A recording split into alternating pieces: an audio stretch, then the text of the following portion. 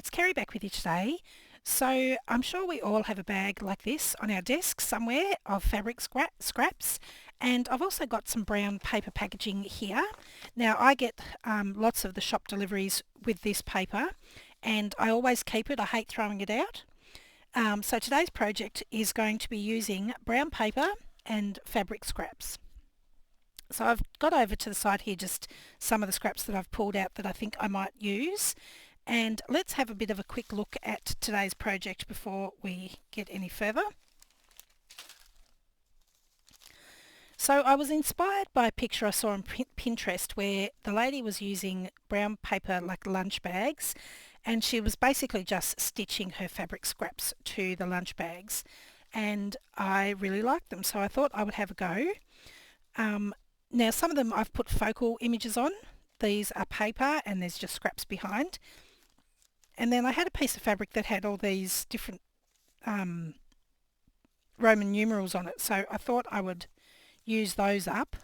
And I went a bit crazy. I was having a great time using them up. And then again here I've just got a focal image and lots of sort of scrappy bits of thread and whatnot on this one. So you can be as precise with them as you like, but I think it would also be great to have some that are sort of mostly naked, so that you can come along when you've got your project and select an image or something to pop onto your project.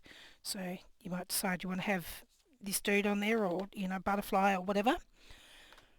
But they are a very quick and satisfying project, so I'll show you how I've created them. Now I mentioned that I got this brown paper, and I love this paper because it's actually got perforations about every 6 inches or so along the length of the paper, and it always makes me laugh when I get it. Here's an example here. So this was in a delivery, and then they've actually cut the paper rather than use the perforations. I guess it's easier for them to sometimes just do that, but it made me laugh because the paper's supposed to be, user friendly and help, but obviously it didn't in that case. So I will grab a couple of pieces. I like to use two pieces I like to use two pieces at a time because it gives the bag a bit more of a soft sort of feel with that crinkly noise that we all love. And it helps me get through a bit more of my stash. So I've done a little tiny bit of prep, but basically when I get my piece of brown paper, so this is folded in half. You can probably hear I've got 3 cats in here at the moment, and the dogs are crying because we've got a thunderstorm coming. They always get a bit sooky about the thunder. So I'm sorry if you can hear that. So I've got a piece of the perforated brown paper here, and the first thing I'm going to do is fold one end up just once. And then I take this to my sewing machine and I just pop a couple of rows of stitching along here to stitch this down. And then with the other side, I actually fold it twice. So I fold it and then I fold it over again just to make it a little bit more rigid and give the bag a little bit more strength. So, and then I'll pop another couple of rows of stitching down there. Now I've already gone ahead and done that. And I've got that one here. So all I've done is popped in a couple of rows of stitching here and a couple of rows of stitching here. Now the side that's got the double fold over, I'm keeping that as the back side of my paper bag, and then the one that's just got the one row of one fold over, I fold that up to be the front of the bag. And when I fold it up, I want the back to stick up a little bit more than the front, and I'm just going to pop a crease in here so that I know what the size of my front of my bag will be when I'm working on it. Now I prefer to sew, but you can of course glue if you prefer. Once I've got my bag assembled to this point, it's just a matter of deciding what I want the front of my bag to look like. So I'm just going to bring in some fabric scraps from my bag here, and we'll see if we can build some kind of composition that we like. Now if I've got a side that is not very straight, I tend to put that at the bottom, and then I have my straight sides at the top and on the sides. So I've just got some cheesecloth here.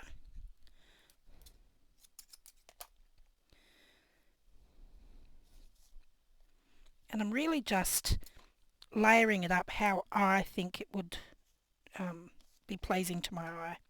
There is no rules about how you put the stuff down.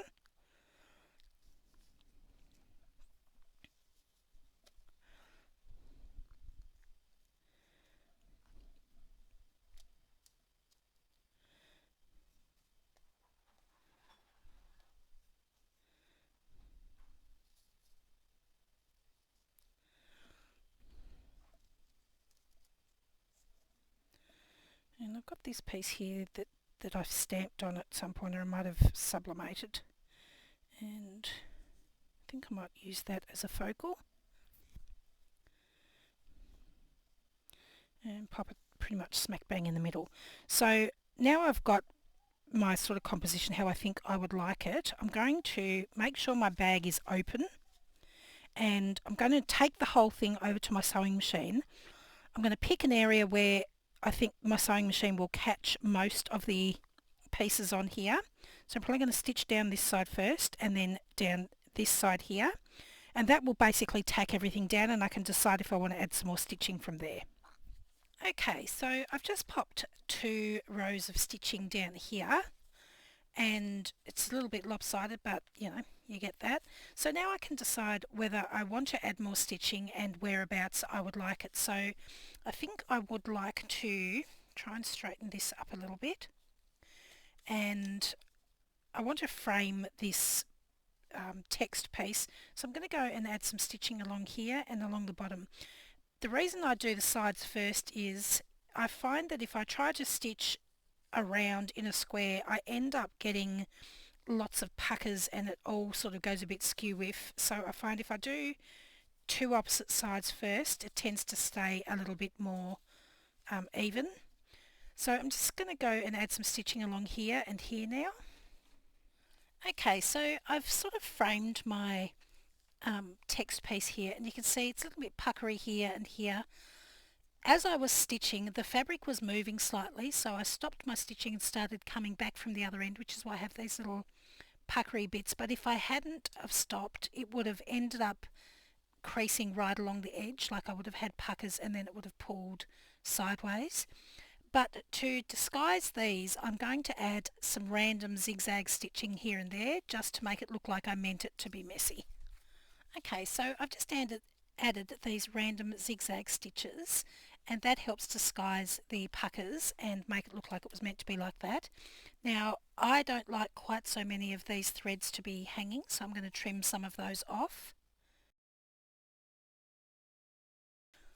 So at this point, it's just deciding whether I want to add some more stitching to help sort of keep these bits down, or whether I'm happy with that. Now, with something like cheesecloth, I feel like I need to add some more stitching, because otherwise that's just going to catch on everything and fray away to nothing over time. But I also quite like adding extra stitching, because it just gives it a little bit more of a texture. So I'm just going to go back to my sewing machine now and just add some random stitching here and there. So I've just gone back in, added some messy stitching here in a corner, and another line with some zigzag. It just adds a little bit more interest, and it helps tie in all the other pieces of black messy stitching, so it looks like it's one cohesive piece. You could of course go in with a needle and thread and add some hand stitching, or use a completely different colour like a bright red or something like that to give it a real sort of contrasting feature. But I'm just going to leave it at that. And it's, I mean, it has a focal point of this text, but it's still plain enough that if I decided at a later stage that I wanted to come in and add something else that's a little bit more specifically focal, like an image or butterfly or something, I could still do that, and it doesn't detract from the base like what I have already put down there.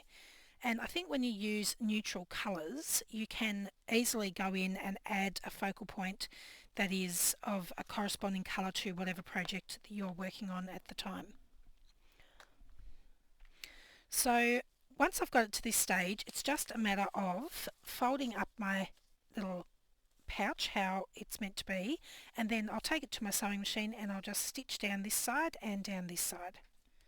So there we go. I've just gone ahead and stitched on the sides to complete my pouch. So I now have this nice little paper pouch that's got that sort of lovely feel and sound to it, and I just fill that up with bits and pieces.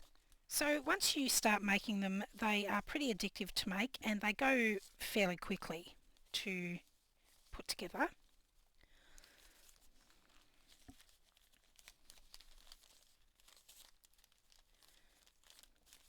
So I have made just one or 20. So I hope you'll have a go at this scrap busting project. It's really great for using up your brown paper and all of your little fabric scraps and little bits of leftovers, but you could use paper as well and just glue it down if you don't have a sewing machine. So thanks so much for joining me today. I'll see you again next time. Bye.